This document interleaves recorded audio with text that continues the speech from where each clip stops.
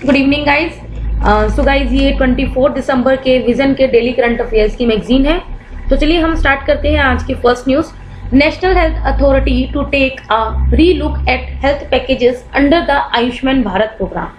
ठीक है, तो गाइज ये जो हमारी न्यूज है GS3 सेक्शन में साइंस एंड टेक्नोलॉजी में हेल्थ सेक्शन में कवर होगी।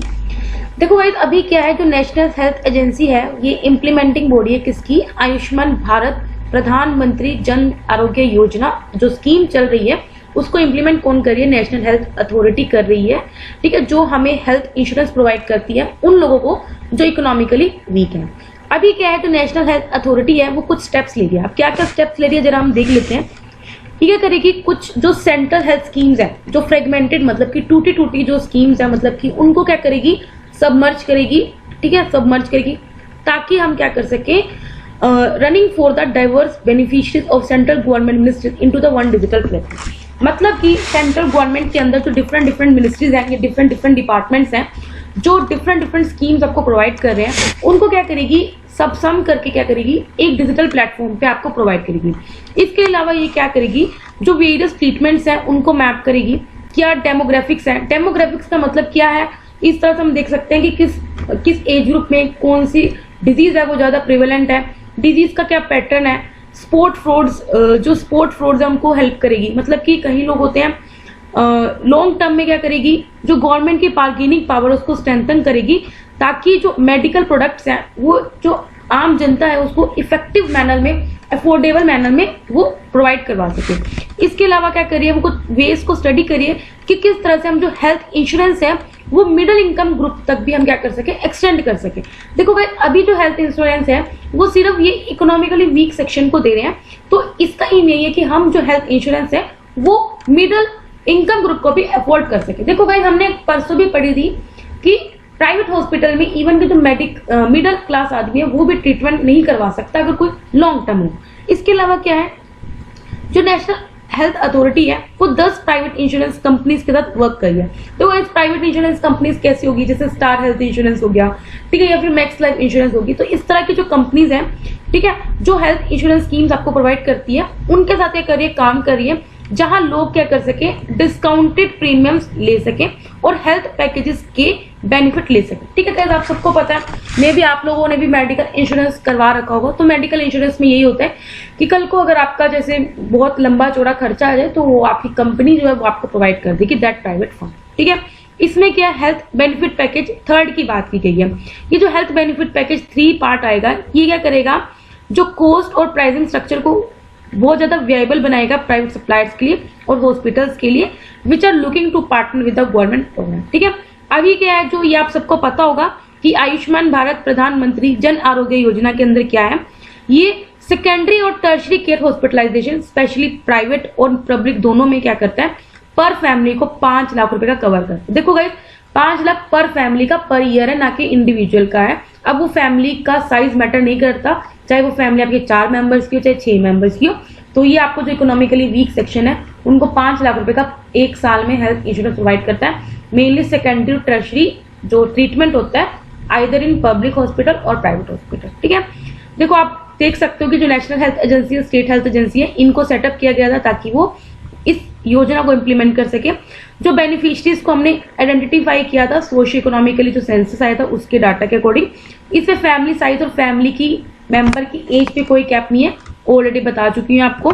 ठीक है, स्टेट्स क्या कर रही है, अपने अकॉर्डिंग फ्लेक्सिबिलिटी प्रोवाइड कर रही है। इसे क्या बेनिफिट्स पोर्टेबल होगा अक्रॉस द कंट्री। प्रायोरिटी में किसको दी जाएगी, गर्ल चाइल्ड को, वुमेन को, सीनियर सिटीजन को। ठीक है, तो ये कुछ था प्रधानमंत्री जन आरोग्य योजना के बारे में।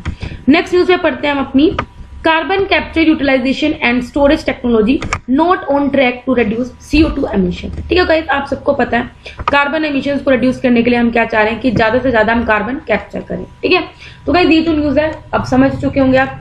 ठीक है, GS3 एनवायरमेंट सेक्शन में कवर होगी। देखो अभी क्या है, इंटरनेशनल एनर्जी एजेंसी की रिपोर्ट आई है जिसने ये बोला है कि ग्लोबली अगर हम प्रोग्रेस देखें कि कितनी डिफरेंट कंट्रीज ने क्या टेक्नोलॉजी डेवलप करी है ताकि हम कार्बन को कैप्चर कर सके और उसको स्टोर कर सके, उसकी डेवलपमेंट को क्या करा है, देखा है, मॉनिटर किया कि क्या प्रोग्रेस है।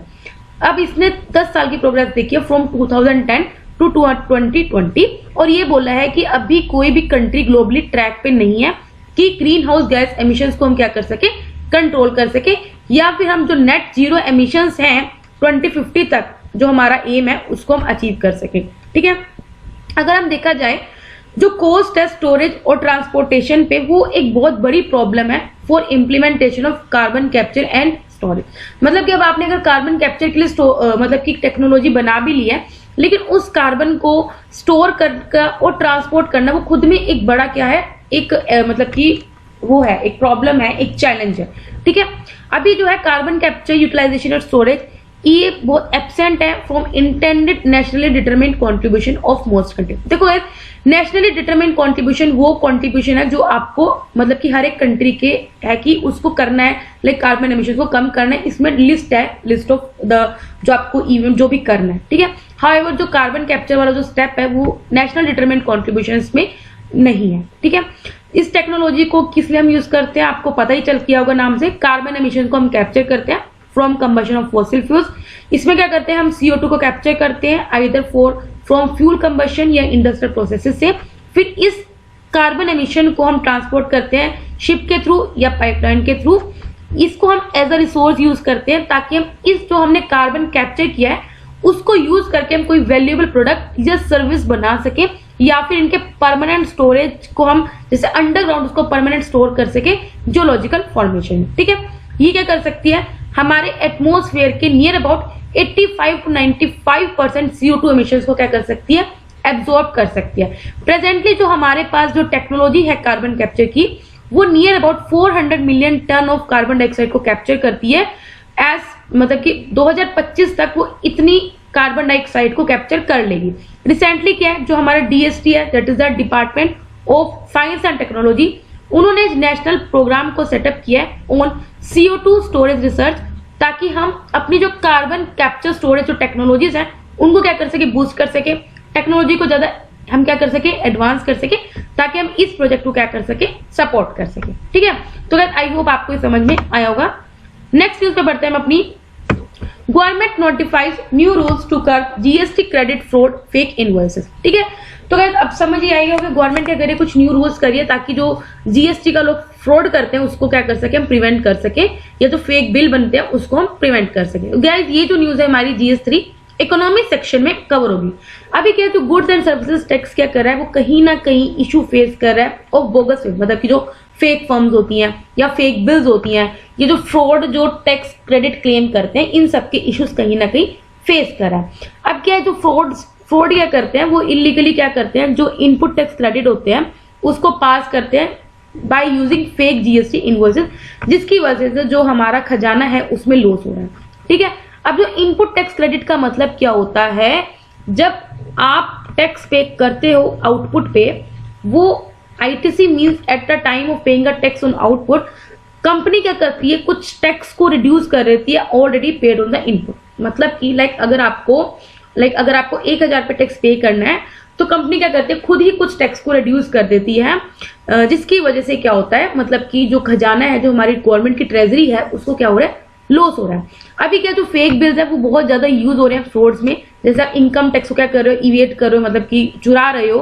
ठीक है, या जो फंड्स है उनको मतलब कि डाइवर्ट कर रहे हो फ्रॉम कंपनीज या manipulating books to obtain loans from the banks. ठीक है, ये आप सबको पता है इंडिया में बहुत ज्यादा ही चलता है, टैक्स इवेजन हो गया, ठीक है, टैक्स अवॉइडेंस हो गया, तो इस वजह से हमारा जो फिस्कल डेफिसिट है वो भी बढ़ता है। ठीक है, अब इतना जो फ्रॉड राइज हो रहा है इसका क्या रीजन है, देखो सबसे पहले क्या है, GST रजिस्ट्रेशन में मतलब कि बहुत उसको GST रजिस्ट्रेशन करते वक्त क्या है, there is a lack of due diligence, जिसकी वजह से जो डमी कंपनीज है वो ज्यादा बढ़ रही हैं। ठीक है, टेक्नोलॉजी बहुत ज्यादा हमारी लैक कर रही है, इसके अलावा क्या सुपरविजन की कहीं ना कहीं कमी है। ठीक है, अभी क्या है, कुछ टैक्स रिटर्न फॉर्म्स हैं जो भी एग्जिस्ट नहीं कर रहे, जिसकी वजह से क्या है, that would help in matching invoices and weeding out any fake transaction। Recently क्या सेंटर ने कुछ मॉडिफिकेशन नोटिफाई की है GST रूल्स 2020 में, ताकि हम ऐसे नॉर्म्स को क्या कर सके, थोड़ा स्ट्रिक्ट बना सके, ताकि जो कंपनी GST रजिस्ट्रेशन करती हैं उनको थोड़ा स्ट्रिक्ट वे में हम मॉनिटर कर सके, और ये देखें कि सिर्फ जेन्युइन कंपनीज ही क्या रजिस्टर कर सके। मतलब देखो सिंपल ही है, कोई फेक कंपनी क्या है अपने आप को रजिस्टर करा लेगी, जीएसटी नंबर ले लेगी और उसके बाद क्या कर लेगी, फेक बिल्स वगैरह शो करके क्या करेगी, अपने क्रेडिट्स वगैरह क्लेम कर लेगी। ठीक है, तो इन सबको प्रिवेंट करने के लिए क्या है, अभी सेंटर ने कुछ रूल्स है उनको मॉडिफाई करने की बात की है। नेक्स्ट न्यूज पढ़ते हैं हम। Cabinet approves merger of 4 film media units with the national film development corporation.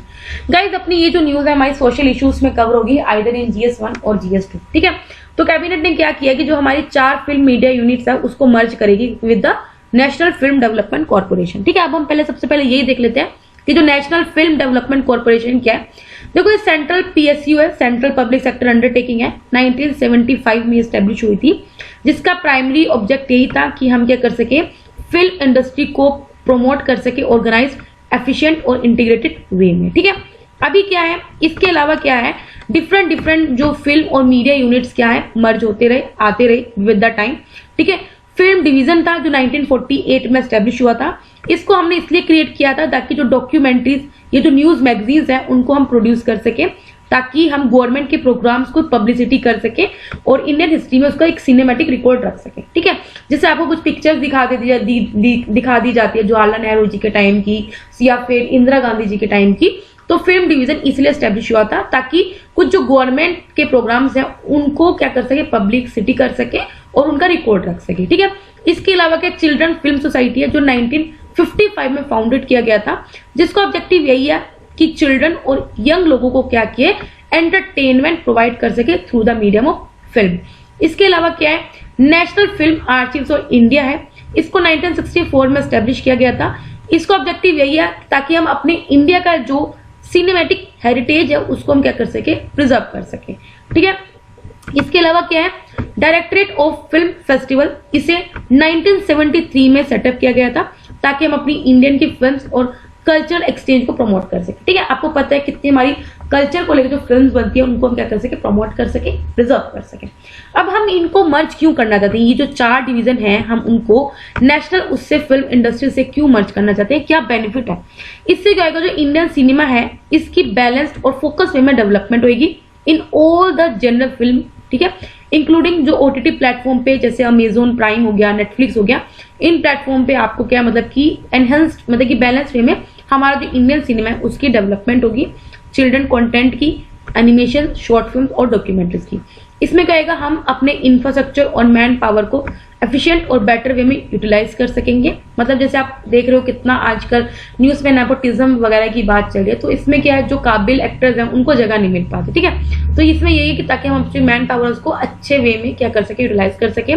इससे क्या है, जो डुप्लीकेशन होती है एक्टिविटीज की वो रिड्यूस होंगी और ऑफकोर्स हमारा जो ट्रेजरी है, मतलब जो पैसा है वो उसके डायरेक्ट सेव होते हैं। आगे बढ़ते हैं हम अपनी नेक्स्ट न्यूज पे। First tiger translocation in Uttarakhand from Jim Corbett tiger reserve to Rajaji tiger reserve. मतलब कि पहला क्या किया हमने, टाइगर को क्या किया है, मतलब कि जिम कॉर्बेट टाइगर रिजर्व से उठा के हमने ट्रांसफर किया कहाँ पे, टू राजाजी टाइगर रिजर्व। ये न्यूज कहाँ कवर होगी, GS3 एनवायरमेंट सेक्शन में।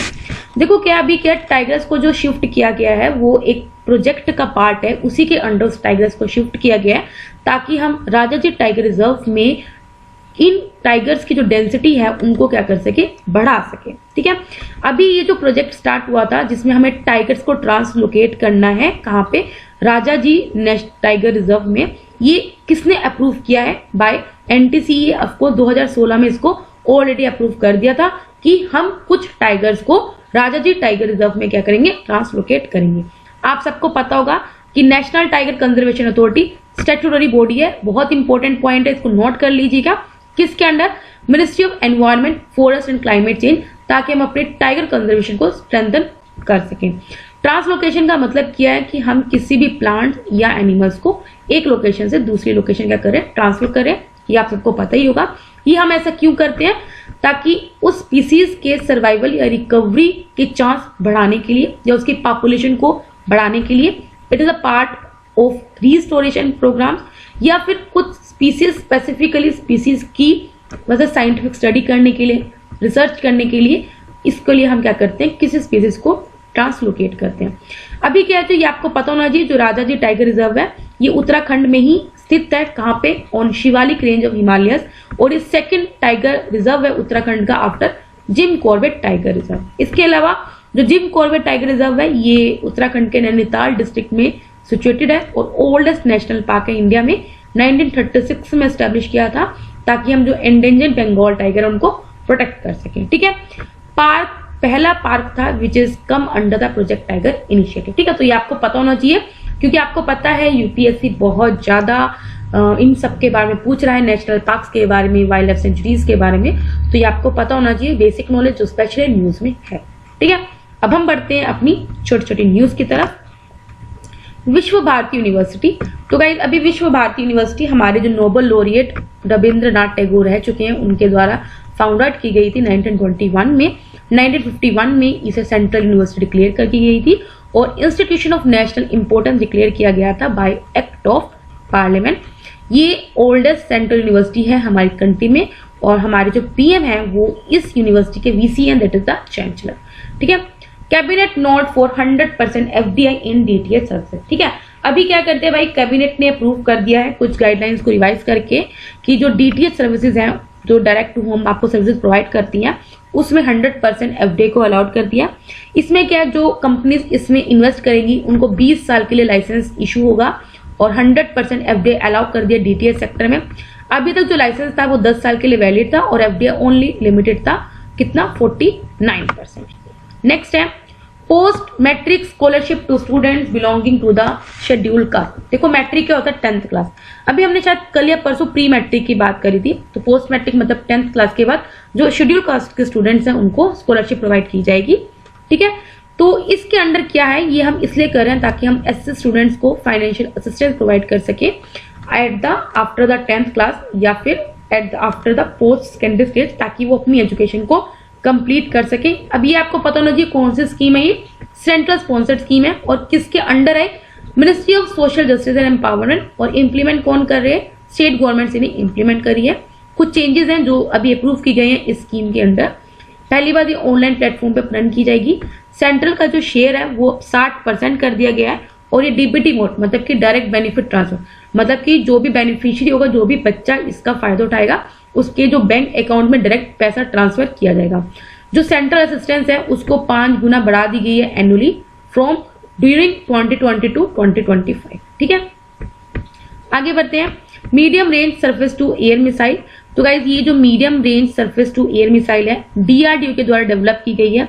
किसके साथ कोलैबोरेट करके, इजराइल के साथ। ये आपको पता होना चाहिए, डायरेक्ट पूछ लेते हैं कि किस कंट्री के साथ हमने हेल्प करके डेवलप किया है, आइदर रशिया, फ्रांस, यूएसए, तो आपको पता होना चाहिए इजराइल के साथ हमने मिलकर इसको डेवलप किया है और अभी इसको आर्मी के लिए इसको टेस्ट किया गया है विच इज टेस्टेड सक्सेसफुली।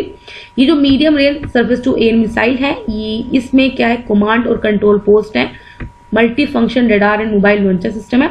मई 2019 में इंडियन नेवी डीआरडीओ ने और हमारा जो IAI है that is the Israel aerospace industry ने सक्सेसफुली टेस्ट किया था naval version of this missile. मतलब कि अभी हमने आर्मी के लिए इसको डेवलप किया, ऑलरेडी नेवी के लिए हम ऑलरेडी 2019 में डेवलप कर चुके हैं। ठीक है, नेक्स्ट है पोखरान फ्रीफली बर्ड डाइवर्टर। देखो गाइस अब ये है क्या, देखो ये ministry of environment forest and climate change का इनिशिएटिव है और साथ में वाइल्ड लाइफ कंजर्वेशन सोसाइटी का, ताकि हम क्या कर सके जो ग्रेट इंडियन बस्टर्ड। देखो गाइस ग्रेट इंडियन बस्टर्ड एक बर्ड स्पीसीज है। अभी क्या है ये ना क्या करते हैं, जैसे आपको पता ही आपको पावर लाइंस होती हैं, जो इलेक्ट्रिसिटी लाइंस होती हैं, इनके करंट में आके क्या मर जाते हैं। तो इनको प्रोटेक्ट करने के लिए क्या किया है, एक इनिशिएटिव लॉन्च किया गया, किसके द्वारा, मिनिस्ट्री ऑफ एनवायरमेंट और साथ में वाइल्ड लाइफ कंजर्वेशन सोसाइटी के द्वारा। ठीक है, जो फ्रीफली बर्ड डाइवर्टर है ये इसको हम पावर लाइंस पे ही इंस्टॉल करेंगे। जो ग्रेट इंडियन बस्टर्ड एक क्रिटिकली एंडेंजर्ड स्पीसीज है, मतलब कि अभी इसके सिर्फ ओनली 150 बर्ड्स से भी कम स्पीसीज रह गई है, पॉपुलेशन बहुत ज्यादा कम हो चुकी है। पावर लाइन स्पेशली जो हाई वोल्टेज ट्रांसमिशन लाइंस हैं, ठीक है, या फिर जो मल्टीपल ओवरहेड वायर्स हैं, they are the most important current threat for this species in the Thar region. ठीक है, नेक्स्ट न्यूज बढ़ते हैं। जल्लीकट्टू आप सबको पता होगा ये ट्रेडिशनल बुल चेसिंग स्पोर्ट है, किसकी, तमिलनाडु की। देखो स्टेट बहुत जरूरी है याद करना क्योंकि स्टेट डायरेक्ट पूछ लेता है, आपको कंफ्यूज करने के लिए आंध्र प्रदेश लिख देगा, कर्नाटका लिख देगा, केरल लिख देगा, और स्पेशली जो साउथ के स्टेट्स है ना उसमें कंफ्यूज करता है। साउथ की स्टेट्स होगी और नॉर्थ ईस्ट की स्टेट, इन दोनों के स्टेट में वो बहुत कंफ्यूज करता है। ठीक है, तो ये ट्रेडिशनल बुल चेसिंग स्पोर्ट है कहाँ का, तमिलनाडु का। ये पोंगल फेस्टिवल जब हार्वेस्ट फेस्टिवल होता है उसी वक्त ऑर्गेनाइज किया जाता है। जो जल्लीकट्टू का जो रेफरेंस है वो संगम लिटरेचर में भी है ऑल्सो जो बुल टेमिंग है ये मोहजनदारो, मतलब कि मोहजनदारो में जो सील मिली थी तब भी बुल टेमिंग का रेफरेंस वहां से भी मिला था। मतलब कि जो जल्लीकट्टू है बहुत पुरानी चली आ रही है, from dated back to 2500 to 1800 BC।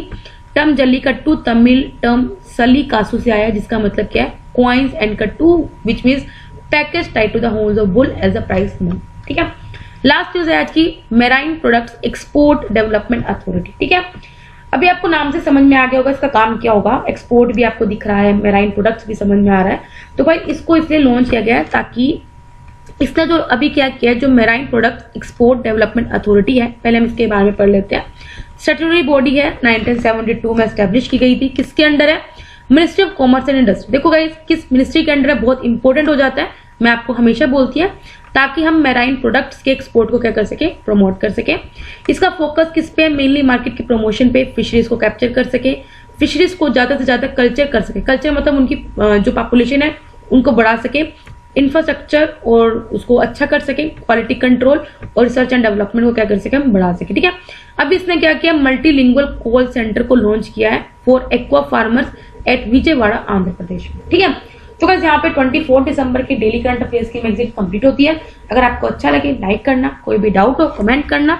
तब तक के लिए बाय बाय, टाटा।